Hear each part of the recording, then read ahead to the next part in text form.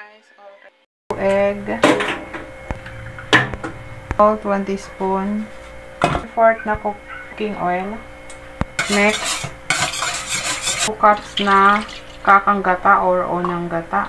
Coconut milk. 1 1/2 na sugar. Then mix.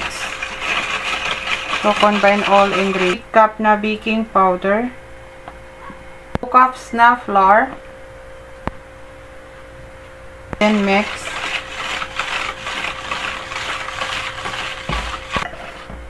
Pag ganito, sasalain na natin to. Pagkatapos natin salain, ito na yung lilipat na natin sa hulmahan. Gagamit tayo ng hulmahan na ganito, na 1/3. Pupunuin ito. Naglagay pala ako ng, yung hulmahan ng puto ay naglagay pala ako ng, pinunasan ko siya ng cooking oil. Litin lang natin hanggang sa Tapos, naman yung 12 minutes din isasalang. Lalagyan lang natin to ng cheese. Ayan, pwede na natin isabay yan sa pagluto, yung cheese. Ayan, salang natin ng 12 minutes. Okay. Soakin lang natin ng toothpick. Ayan, okay na.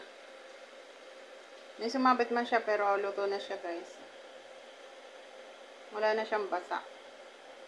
Set aside na natin to. Set aside na natin to. Hanggang perfect yung pagkaluto niya. So, ngayon, guys, natin. I-cool down lang natin to. Cheese naman. So, maganda yun rin niya. Gawa. See yung pet niya, guys. Ang ganda ng texture niya. So, ayan na, guys. Puto cheese. Ayan yung puto cheese. Si fluffy, guys. So, ang lambot. Ang lambot niya.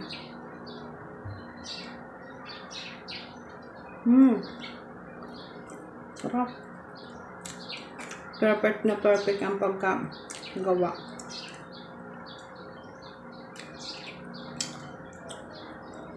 Sarap. Delicious. Maganda na rin siya ang pambenta. Maganda na binibenta sa restaurant, sa tindahan.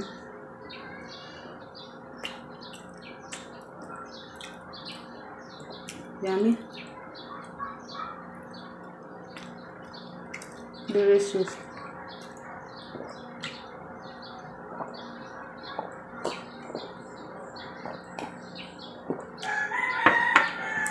Thank you guys for watching. Please subscribe to my YouTube channel and follow my Facebook page.